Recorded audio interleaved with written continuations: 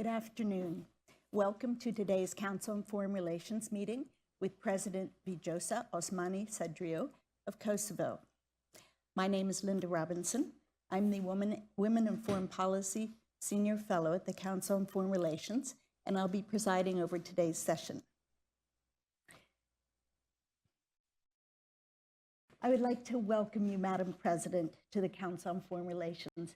We welcome this opportunity to have a dialogue about Kosovo's foreign policy, regional security challenges, and U.S. relations. It's been 16 years since Kosovo's independence and 25 years since the NATO intervention to stop the Kosovo war waged by Slobodan Milosevic, which cost 13,000 lives and displaced 1 million residents.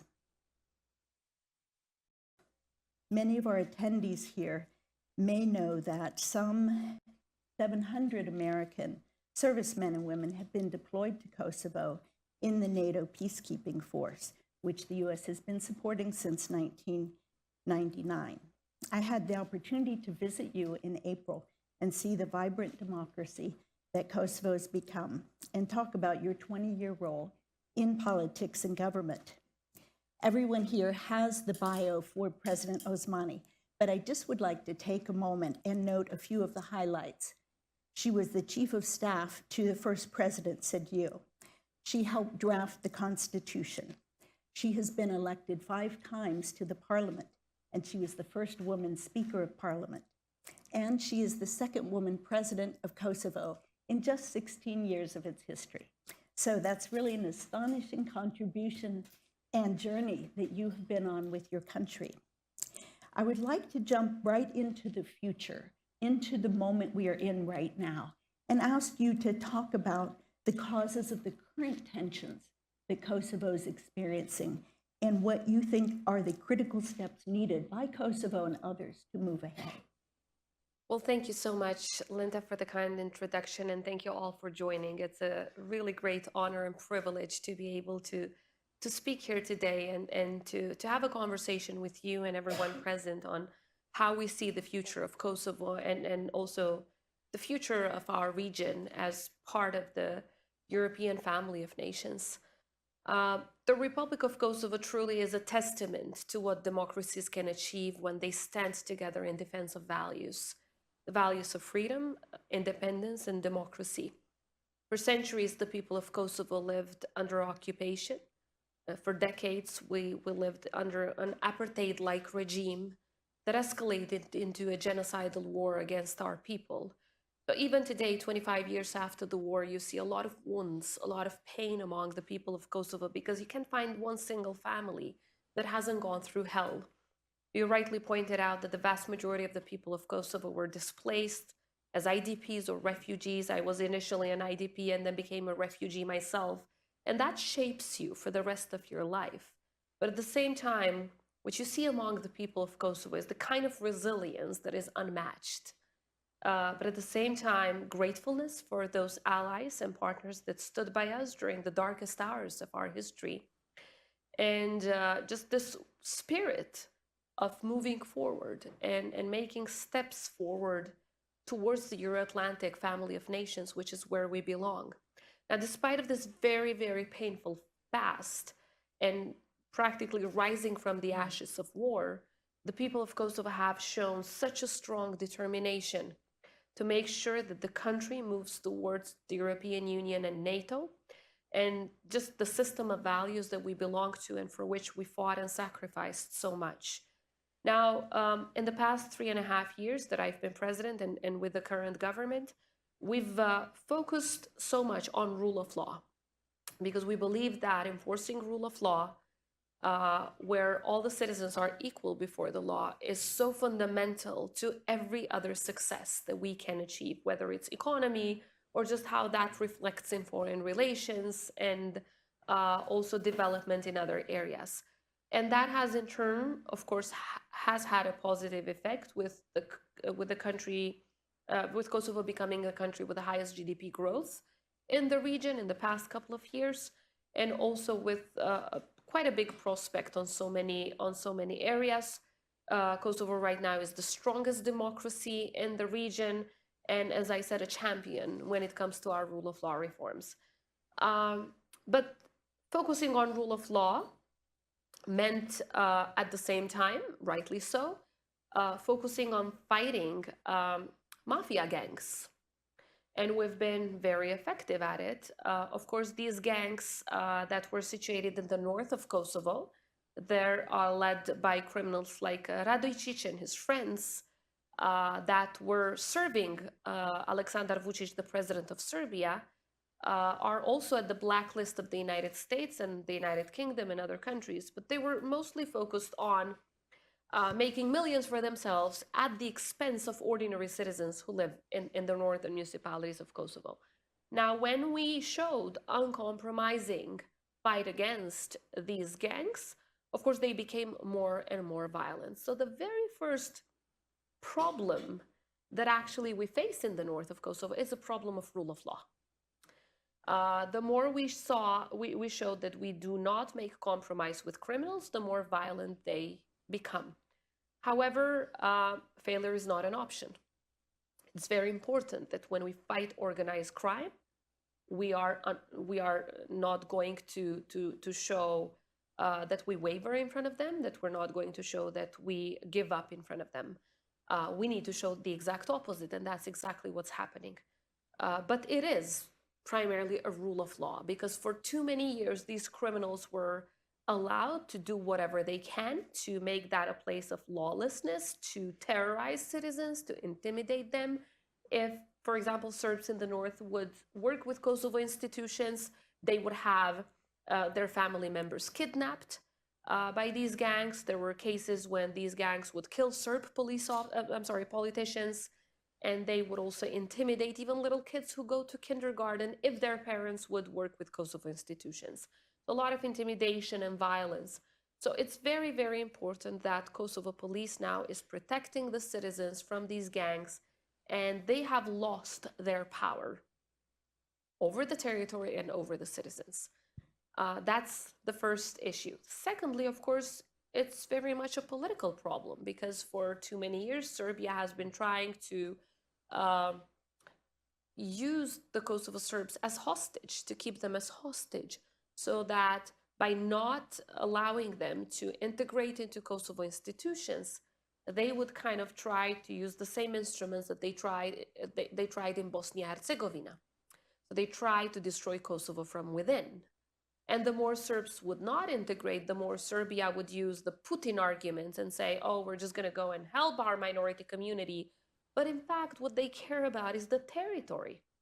So all they care about is to push forward these Crimea-style annexation plans, while they don't really care about the human rights of the Serbs who live in Kosovo. So it's a mindset that belongs in the 19th century.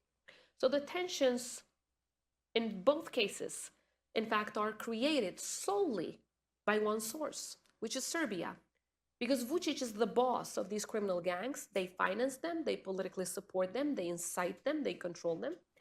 And secondly, Vučić is the guy who's also politically trying to keep the Serbs in Kosovo hostage by not allowing them to integrate into what today is the strongest constitutional system of protecting human rights and minority rights in Europe.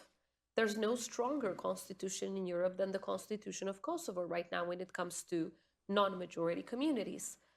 So instead of allowing the Serbs to use these rights so that they can progress, they can prosper, they can move forward in a multi-ethnic society, which Kosovo is, Vučić has been using methods of the past to keep them hostage so that divisions rather than integration happens, segregation rather than integration happens. We in Kosovo believe in the opposite.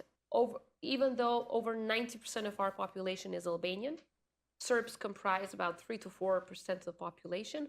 We've offered the strongest system of protection of human rights and fundamental freedoms that, as I said, that exists on European soil, because we don't want anyone to go through what we had to go through. We know what it feels to live in constant discrimination.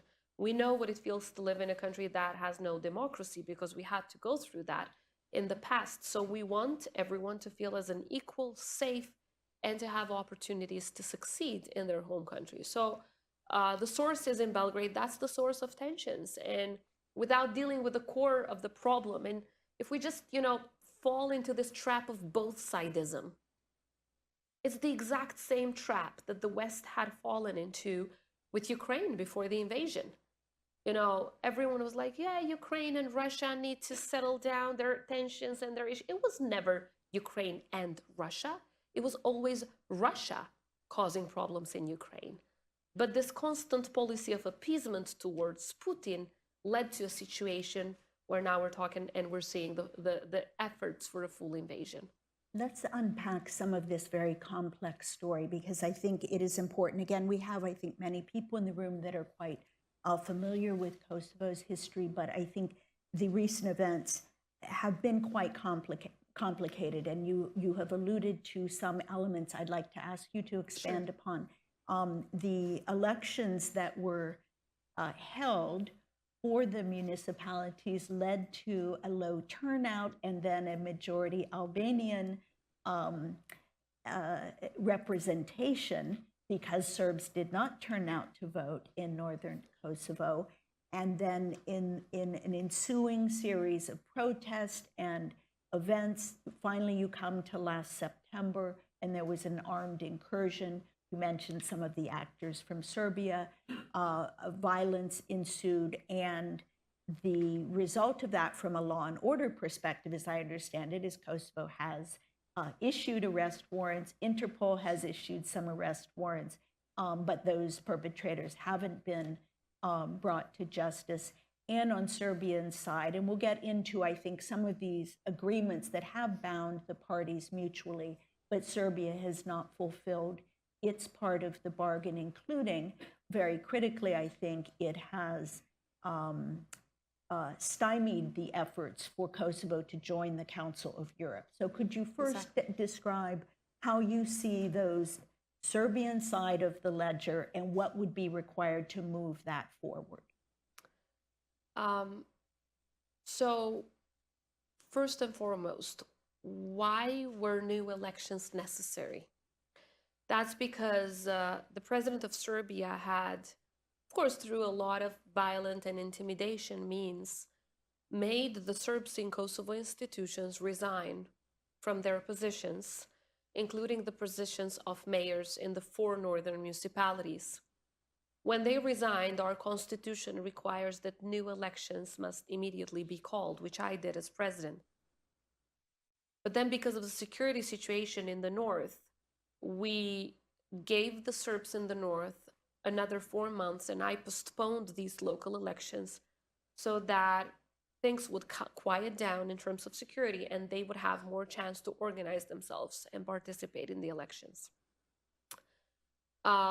Unfortunately, because of all of this pressure towards Serb families who live in the north, there was a forced boycott, not a willful boycott, but a forced boycott. But because of that boycott from the Serbs, the Albanians who just ran for elections, and they weren't really planning to become mayors, but they were elected, and our constitution does not set a threshold on how many votes one needs in order to be elected as mayor. No matter the low turnout, whoever gets the most votes, that person is elected.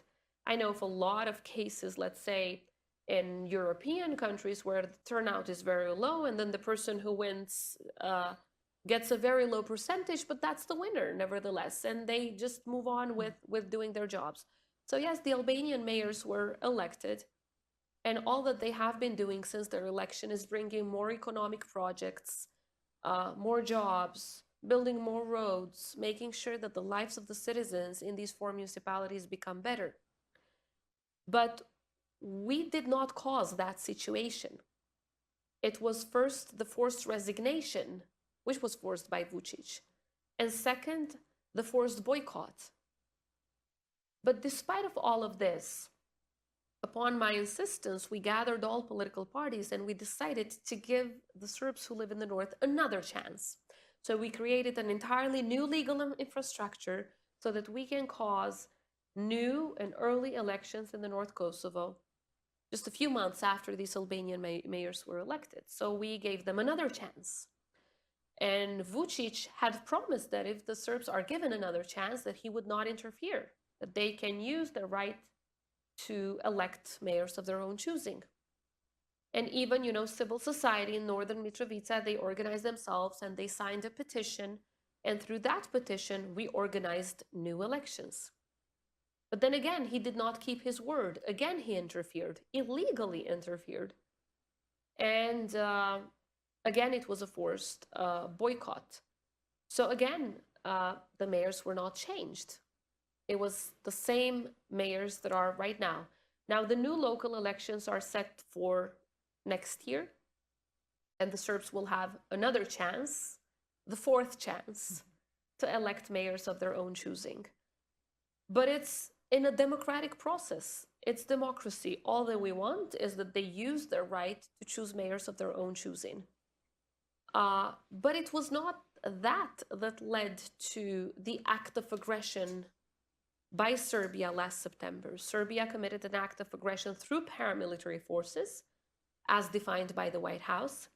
And not only that act of aggression was, of course, happening, but at the same time, they brought, according to the White House National Security Council, an unprecedented number of military forces and artillery around the border with Kosovo, which was not seen in the past 25 years, thereby, again, according to the White House, endangering the peace and stability in the entire region, not just in Kosovo. From what we've confiscated in the north of Kosovo, when these terrorists and paramilitary forces ran away after our police fired back, was a lot of documents and maps and drone footage and weapons, all of which show that this was a Russia-style annexation project. They wanted to annex the north of Kosovo, situate themselves in 37 different bases, so that when we wake up in the morning of the 24th of September, what would happen would be that there's a new factual situation in the ground, so that when we go to Brussels and have a dialogue with Serbia, then there would be a new topic on who gets what piece of territory, instead of talking about the practical issues that we've been talking about now. So as we speak right now, of course, Kosovo will continue to reinstate its sovereignty in every part of its territory, because our territorial integrity is intact and Kosovo is indivisible, and we should not allow Russian tactics to succeed in the Western Balkans, because Kosovo in its current borders is not just a project of the people of Kosovo, it's the success of the Euro-Atlantic family of democracies. And when Putin talks about making sure that Kosovo fails, he says something like, I'm going to make sure that I show the world that America failed in Kosovo. So he wants to make sure that everything American, everything Euro-Atlantic in terms of the system of values that has been achieved in our part of the world is destroyed. So he's not just against tiny little Kosovo. He wants to undo everything we've achieved together, which is why it's so crucial that we keep Kosovo a success story within its current borders without any Putin-style annexation plans succeeding. Let me bring in the diplomatic component now. As you mentioned, the EU has been in charge of a negotiating process, facilitating first the Brussels Agreement now of many years ago, and then the ORID Agreement, which was to begin to implement some of those mutual agreements. And there has been, I would say, a series of pretty stark US and EU statements over the past year, and especially in the past month, as Kosovo has gone ahead to remove what are called the parallel institutions and close some Serbian bank branches, post offices, entities in northern Kosovo, and also statements urging that the Association of Serbian Majority Municipalities be implemented by Kosovo. So we see this urgency coming from the EU and the US, which always says we're the best and closest friend that Kosovo has. I think you would agree with that, but I'd like you to respond to the concerns about the actions that Kosovo has been taking since that violent incident? I definitely agree with you that the United States and EU member states and other European partners, even outside of the EU, are Kosovo's closest friends and most strategic partners. Primarily, I would say the United States has been instrumental and existential on making sure that Kosovo moves forward as a sovereign country that is still, working to have its rightful place in the community of free nations. Now, the disagreement is never about where we want to go. The disagreement is never about the final goal. All of the countries that have recognized Kosovo, and primarily the US as its strongest supporter, believe in a sovereign, independent Kosovo within its current borders that is fully integrated in the Euro-Atlantic community. The disagreement has been on the approach that is taken on how to get there and how fast we take that path. Now, there are things on which, as president of the country, I have full agreement on with our allies and partners, and that is that when we undertake certain steps that might also affect security in the ground, which then also translates into regional security and wider security, it's never individual. We must coordinate with our allies and partners because coordination is key for our success. And history has shown that in the past 25 years, whenever we did things together, they were not only successful, but they were also long-term and sustainable. So for me, it's been a lessons learned issue. So we've learned in the past 2.5 decades that working together brings better results. And I would say, not just for a small country like Kosovo, but even for superpowers like the United States, working with allies is one of the very fundamentals of doing things good and well and successful. So I believe in the same principles for my country. Not everyone in Kosovo necessarily agrees with this approach that I just explained. There are some in Kosovo who want to do things in a quicker way, in a different approach, but not by disrespecting our allies. However, patience is a virtue, as they say, but it's not as present everywhere. Because, the people of Kosovo are rightly so asking, where are the results? Where are the tangible results? There's this dialogue with Serbia going on for the past 13 years. We signed 42 agreements. Where are the results? Why isn't Serbia implementing any of the things that they've agreed on? So of course, there's less and less patience when it comes to seeing the results. So I agree that we must coordinate with our partners, but at the same time, when we were recognized as a sovereign and independent country in its current borders, sovereignty means, making sure that it's ensured in all of your territory. Number one. Secondly, sovereignty means the ability to enter into international relations. So when that sovereignty is exercised, also Kosovo's right to enter into international relations is exercised. It is also recognized. So we hope to have more and more support by international partners in making sure that Kosovo's sovereignty remains intact, but also that Kosovo joins international organizations. Now, what we see right now is a very imbalanced approach by the EU, which is, the institutions that led the dialogue in Brussels. So you have two parties around the table, and one of the parties, Kosovo, is under measures by the EU. Serbia on the other side, which is the party on the other side of the table, they are facing zero consequences despite of committing an act of aggression against Kosovo, which has been recognized also as a terrorist act by the highest officials in the European Union.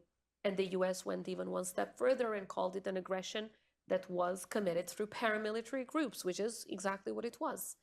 So despite of all of this, Vučić still remains the spoiled child of Europe, because there is this active appeasement policy. So for 10 years, this active appeasement policy towards the president of Serbia yielded these results. Serbia went from a 96% alignment with the EU to a 46% alignment with the EU. Serbia went from one of the countries that had okay relations with Russia, to the top country in Europe with an 83% approval rate for Putin. Serbia went from a country that was working also with the European Union quite closely to a country that has multiplied its military cooperation with Russia, China, and Iran. When we come here in New York, I meet with US officials. The president of Serbia meets with the president of Iran, probably the only European leader to meet with the president of Iran, to ask for the help of the president of Iran on how to deal with Kosovo and Bosnia and Herzegovina and so on and so forth. You can imagine what kind of advice that is.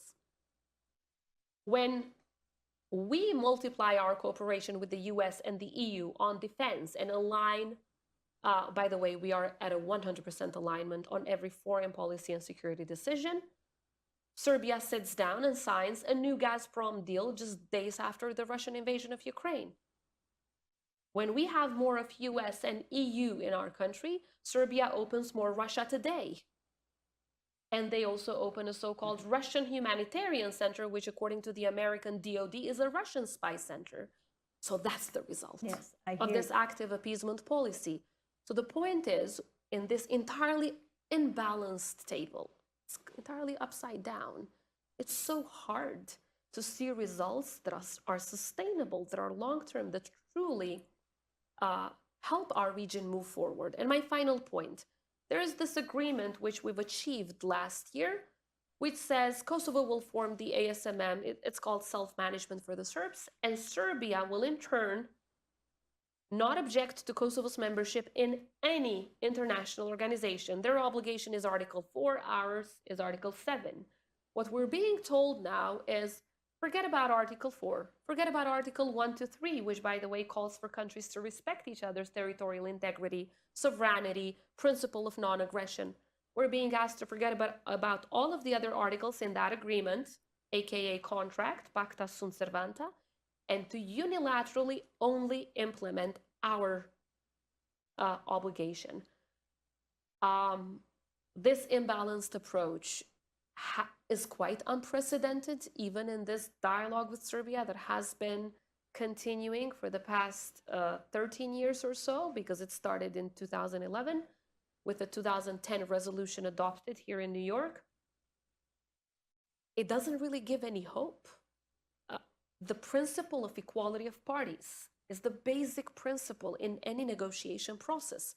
If the parties feel that there is no equal footing process, of course, it's really hard then to produce results. So our hope is that now with the new leadership in the European Union, at least there will be equality on the table. And then I believe we can truly move on with so much of what has been agreed, and there's also potential for new agreements to be achieved so that practical issues that truly matter for the lives of our citizens can be resolved. So thank you very much. I would like to just say what I'm hearing you say is that with the new leadership in the EU, and of course there are some other changes of personnel, State Department and otherwise, to maybe get more clarity around the exact timing and mechanism for the association to be formed, which Yes. Kosovo is not saying it won't form, Definitely but not. to have it happen in concert with, in a much more precisely defined way, the entry into, as a first step, the Council of Europe, which you've already received 2 levels of approval, and in May we thought that would Yes. be going ahead. If So I could, a parallel implementation is there's what real we're asking, coordination. not just one party doing or exercising or completing its part of the deal and the other party doing nothing and getting a green pass for constantly violating it. So I'd like to leapfrog with one last, maybe brief question, and Sure. then open up to the folks here who will have plenty of questions of all sorts. The leapfrogging a bit down the road, I did hear the EC president, Ursula von der Leyen, reinforce the desire to continue the EU expansion, and particularly with regard to the Western Balkans, there is this issue of 5 countries in the EU still, for their own reasons, do not recognize Kosovo. How do you see that broader path? You signed the Stabilization and Assistance Agreement in 2016. You've been getting aid and moving along a path. Do you think that can also accelerate? It certainly can. we have applied for membership in the European Union. However, our application has not been looked at from the European Union yet. Now, I know that oftentimes this argument of five non-recognizers is mentioned, and yes, that makes things really, really complex. But as we've seen in the past 25 years, but especially in the past 16 years that Kosovo is independent, when the countries who have recognized us take a leadership role in making something happen, they make it happen. A compromise formula is found that makes all of the EU member states raise their hands and vote in unanimity, as rightly so pointed by you, when we drafted and when we approved and signed the Stabilization and Association Agreement, which normally until that point had been signed only with countries that had been fully recognized by all EU member states. Well, what did we do? You know, we found a way forward. We added Article 2 into this contract, which says that signing the Stabilization and Association Agreement between the EU and Kosovo creates no prejudice when it comes to the individual member states' positions on Kosovo's independence. And of course, the International Court of Justice has clarified that the issue of recognizing a country or not, it's not an issue for international organizations, but it's an individual or bilateral political issue of each country. And finally, the European Court of Justice has clarified that when it comes to the criteria of the Lisbon Treaty, Kosovo meets the criteria of being a state within that meaning. So there are no legal hindrances. There is a formula that has been used in 2016. All of the countries, including Spain and Greece and others, voted in favor at that time. So we can use that exact same formula that does not change the bilateral position of a country towards Kosovo to simply adopt a candidate status for Kosovo. Because, I mean, a candidate status is not really a huge deal because we've seen North Macedonia spending 17 or 18 years in that status. However, it gives you hope. It gives you an incentive to move on with reforms. And although we're the top reformer when it comes to European reforms on rule of law, economy, and so on, yet it would really give hope. And it would not just remain, you know, a phrase any longer. Since Thessaloniki 2003, we've been hearing about the European perspective of the Western Balkans. We have to move beyond that. It should not be just, you know, a phrase any longer. It needs to be something tangible. It's doable. The five non-recognizers have voted in favor of such a formula before. Now they can just take a decision within the EU Council to mandate the EU Commission to work with Kosovo on a candidate status by adding the same article that they've added back in 2016. If it was okay for them then, it should be okay for them now. So I think it is absolutely doable. Thank you, Madam President. Let's now go to the floor and take questions from our members. I'd like to remind you all that we are on the record for this session.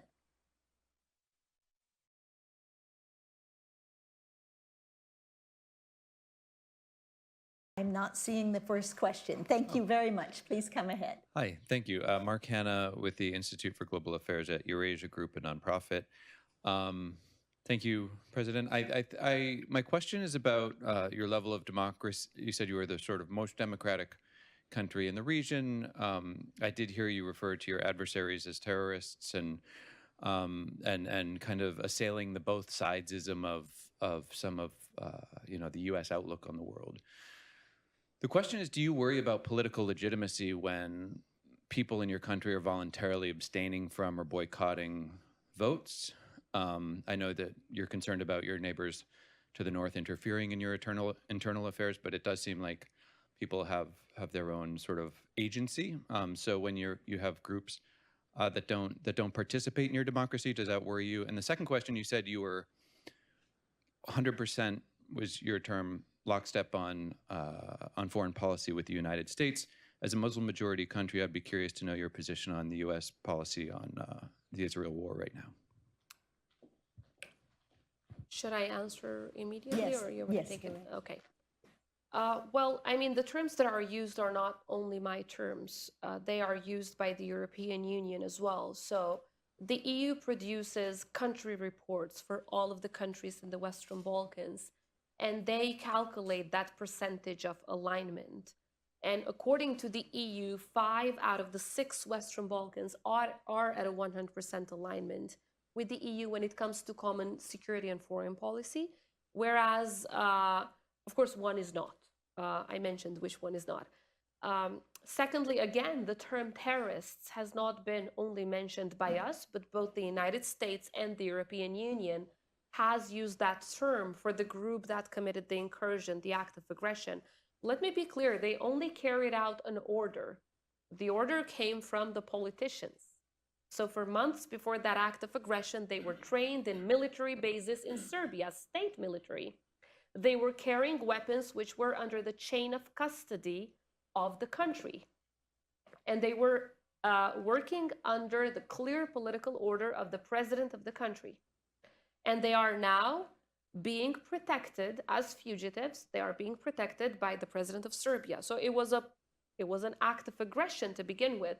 But these, the people who carried that out, that act, are terrorists, but also members of paramilitary forces. We've seen these kind of models in the past. For example, in early 90s, just before Milosevic's Yugoslavia started the wars against Croatia and Slovenia, initially they would use these paramilitary forces to create incursions and to attack these countries. So it's not that we've never seen this happen before, but it's dangerous because it's happening 25 years after the war. And we had never seen something like that in these past 25 years. Secondly, when it comes to political legitimacy, Kosovo is offering all of its minority communities the kind of constitutional, legal, and practical protection that no other European country has ever offered. Yes.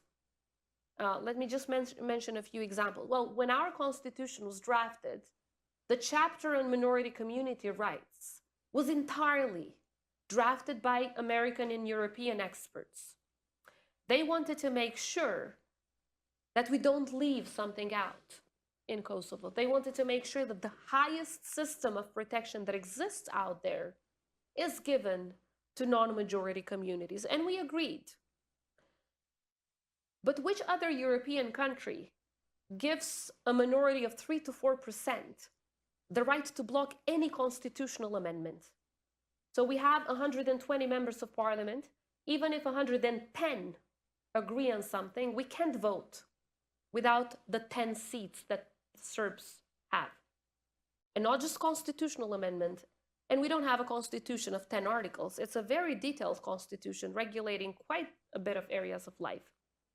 Secondly, every law of vital interest, including human rights, minority rights, religious rights, property rights, law on special zones, education rights, local election rights, we can't change any of that without the 10 Serb MPs.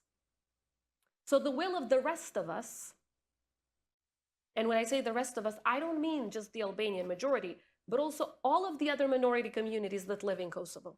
Doesn't matter if they don't agree. So I come from an academic background. For the past 4 mandates, we have been trying to reform our higher education system. We're not being able to. You know why? Because the 10 Serbs in the parliament don't want to vote to reform the higher education system because of, not that they don't agree with the law, but because of completely other political issues. So the law on higher education is being blocked for 4 mandates. We're not being able to reform that. The law on local elections, the European Union is asking us after every election to reform our law on local elections. We can't do it because all the 110 MPs agree, 10 are blocking everything. And we've replicated this right to veto over the most important decisions in our country that affect the lives of our citizens. We've replicated at the local level as well. So every single municipality has that same system so that they can feel that they can push forward their interests. So look, again, they had a right to vote once They had a right to vote twice. They had a right to vote the third time, and they had the right to vote 4 times. They have the right to vote in a democratic country with the full protection of all security institutions. But if they constantly get threats from Serbia through these gangs, and they see that their neighbor's car has been burned down, they see that the other neighbor who was a Serb politician was killed from these gangs, and then they see that all of those who are actually showing up at the polls are being kicked out of their jobs, and then they see that the rest of the neighbors can't even send their kids to school, that is massive intimidation.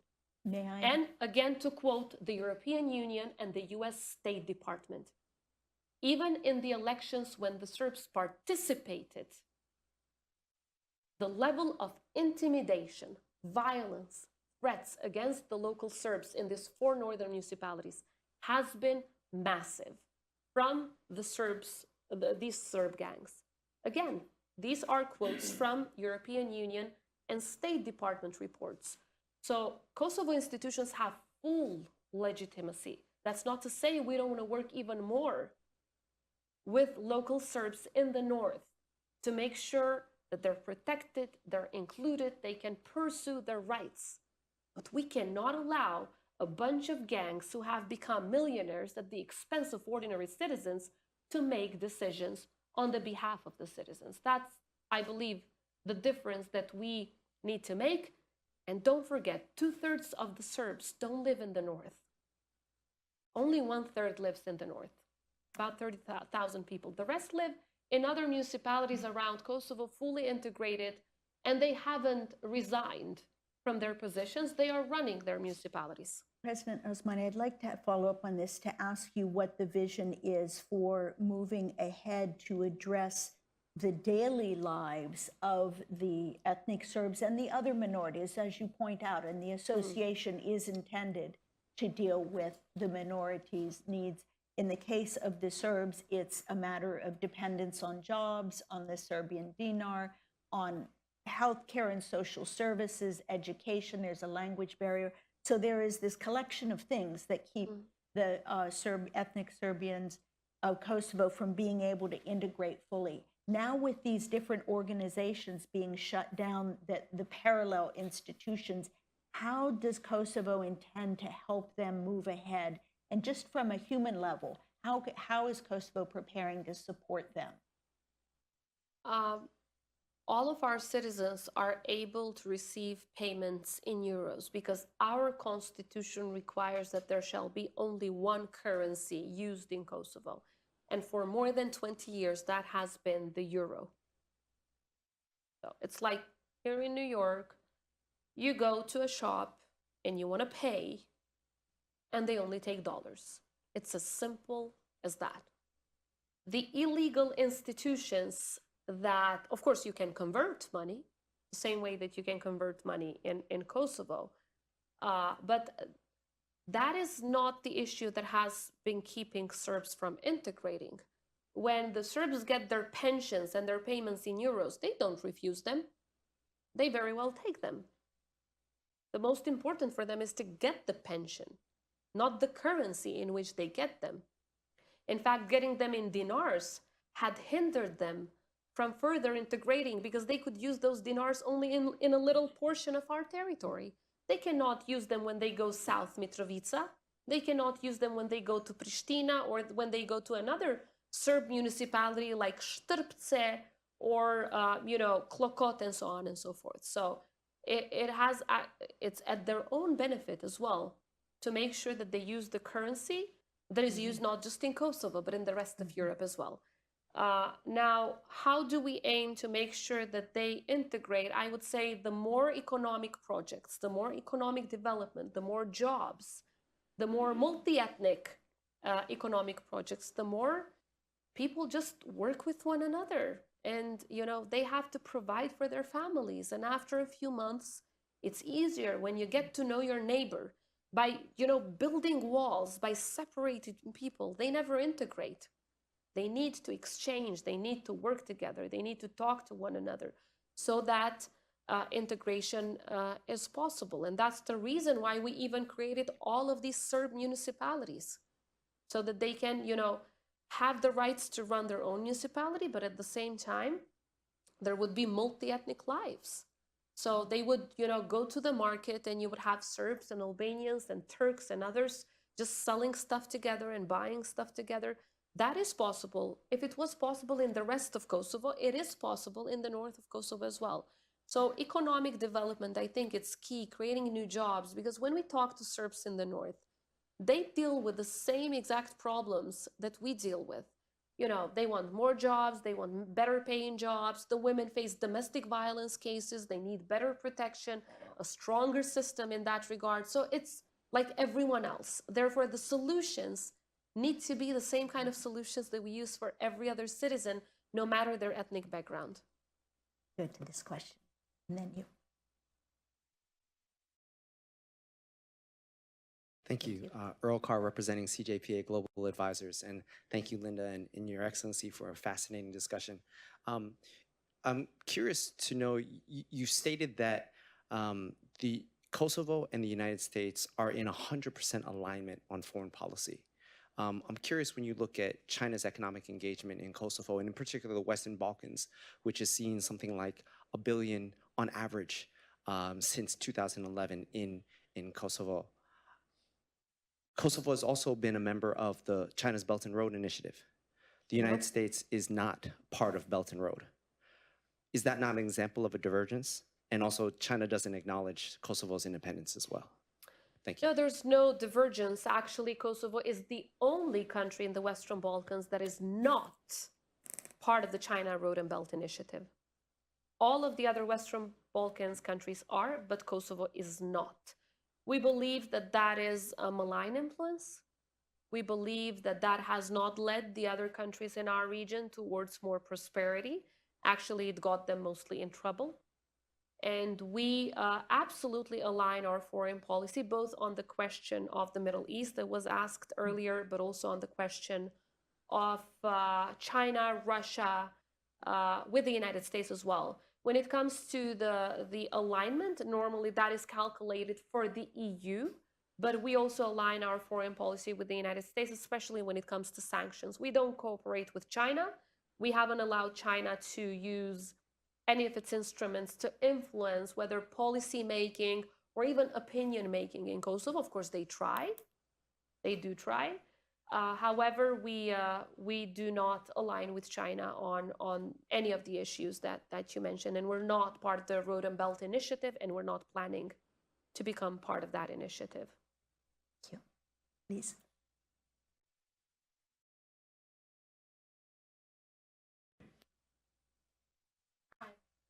Hi, Dari. I'm a CFR term member and also a former member of parliament in Albania.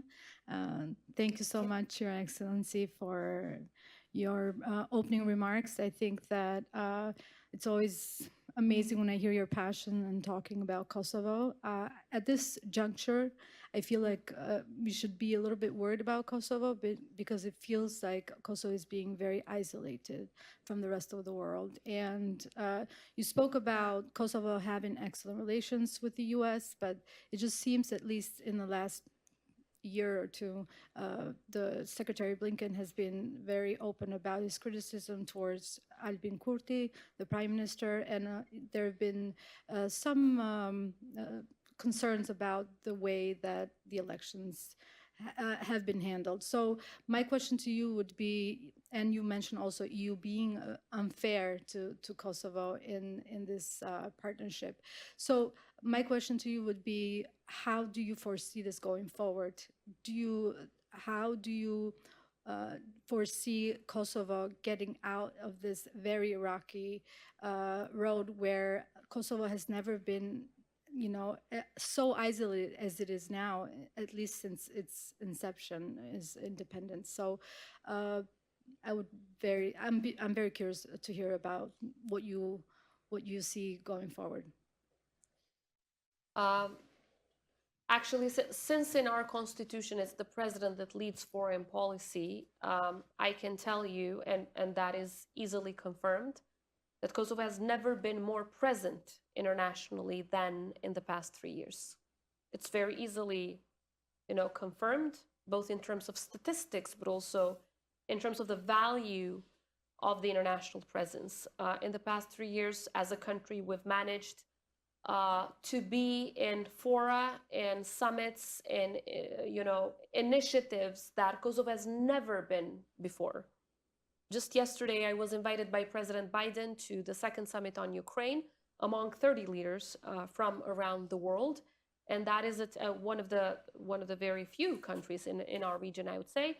And that is a testament to the very proactive role that Kosovo is playing in the international arena. And I would say that no other country is more active internationally than the Republic of Kosovo. And again, that is easily confirmed. So Kosovo has not been isolated from any international initiative so far. None, zero. Kosovo is present everywhere. Now, yes, Kosovo is suffering some measures from the EU because of the what they call uncoordinated action of the government in 2023. However, if you look at what Kosovo has done and why it's being put under measures, which measures mean mostly some economic projects of the EU have been blocked, but internationally we were not blocked. As you can see, I participate in every EU Western Balkan summit, every European political summit, in meetings with all European leaders and so on. But the damage has been on the economic projects that have been blocked because of the disagreements with the government on how that issue should have been approached. So isolation is absolutely not happening in terms of Kosovo's presence internationally. But how can we overcome some of the disagreements that are happening between our government and our partners? I think the more we coordinate, the more we sit down and communicate, the lesser disagreements are there. And different people, different politicians use different approaches. My approach has constantly been, and I've been in institutions for the past 25 years, to work with partners, even when we disagree. It might take a little bit more time to get what we need, but then when we do things, we're so much stronger because we don't walk on that path alone, but we walk together with partners. But some people in the government believe that, it's been enough of waiting, things need to be done immediately, but that doesn't make the action illegitimate or unconstitutional. I simply think that we need to coordinate more, we need to talk more, but we also need to be very honest with our partners. I strongly believe that when the EU uses this active appeasement policy towards Vučić, that is endangering our region. The president of Bosnia and Herzegovina yesterday spoke at the UN very clearly about how this concept of what Serbia calls Srpski svet, the Serbian world, a copycat of the Russian world, is endangering everyone else in the region. And if we don't see that danger, I think we are doomed to see some very dark times ahead. We need to understand who the true source of instability is, and that is solely Serbia. So Kosovo is present, but at the same time, I'm not trying to paint a rosy picture and say that everything is perfect. There are disagreements on the approach and on the timing, but there are no disagreements with partners on what is the final goal. Thank you. We have time for one last question here, please. Madam President, Bob McClure, I'm a council member. I also happen to be in Kosovo the summer of '99. It sounds like things have not changed in Mitrovica since then. So my question really goes the other direction, a little bit what you just talked about. What else can Kosovo do with things internally to help provide a path forward for itself and the rest of the Kosovar citizens? And I've been following this for about 25 years now, so congratulations. Thank you. In fact, a lot has changed in Mitrovica. It's now there are 2 Mitrovicas, now there are 2 different municipalities, but tensions unfortunately sometimes prevent economic development to the extent that we would like it to be in Mitrovica. But Kosovo has become a vibrant democracy to be proud of. Kosovo has had the highest GDP growth in the region post-pandemic. And Kosovo is a top reformer on rule of law at a European level, not just within the country. These are achievements that are moving the country forward. Yes, of course, there are still enormous challenges. And again, coming from an academic background, I believe we should focus more in our education system. I believe we should focus more on reforming our health system. Because when people are not happy, it's mostly because, young families who have kids and they really want a much better public school, public health system. And I do understand that. And that's, I believe, where we need to do so much more. But when it comes to rule of law, I'm really proud of the reforms we've made. When it comes to economic reforms, many have been made, but we can do much better, and we will. New jobs are being created. Unemployment is really going down compared to the time when you were there. And, businesses are thriving because of the entrepreneurial spirit among our people. We have the youngest population in Europe, multilingual, tech-savvy, brilliant youth who have made Kosovo the country with the highest IT competitiveness index in the entire region. We have multiplied exports to the United States, to Germany, to Switzerland, other countries in Europe. Economic cooperation is flourishing with the rest of the world. But again, we can do so much more. And I think, the more we work together with the private sector in supporting them, the more we invest in our education and health system, the better the lives of our citizens, the higher the prosperity. And therefore, all of our citizens, no matter their ethnicity, will see much better days ahead. And then, people don't think of tensions any longer. They think about how they can really prosper, how they can succeed. And our young people really, really deserve that. Of course, the security problems that Serbia creates to Kosovo from time to time, they take a lot of our time. But that doesn't mean that we just stop and don't deal with the internal problems. We do. And in fact, that has been the focus of our work in the past couple of years. And that in turn, again, has, according to international indices, has made Kosovo the strongest democracy with the highest GDP growth and the strongest system of protecting human rights and freedoms. So Kosovo is a shining example, and I don't shy away to say it. I'm really proud of my country. I'm really proud of the resilient people of Kosovo. And we truly believe that multi-ethnicity is a value that we should protect at every cost. But multi-ethnicity cannot be protected by building walls. It's by having bridges that connect people, by integrating them so that we can have schools where both Albanians and Serbs can go together. We can have factories where they work together. We can have, civil society where they work together. That's the way to integrate them. No matter the nationality or the language, people should think about how to move forward in the Euro-Atlantic family of nations rather than, allow the dark forces of the past to bring us back. So we are really looking forward and trying to push our country forward with that vision. I'd like to thank you and thank everyone for joining this meeting, and know that it will be posted on our website. And we're very grateful to President Osmani for making time to be with us today. Next will be the NATO Secretary General Jens Stoltenberg, for those of you who wish to stay.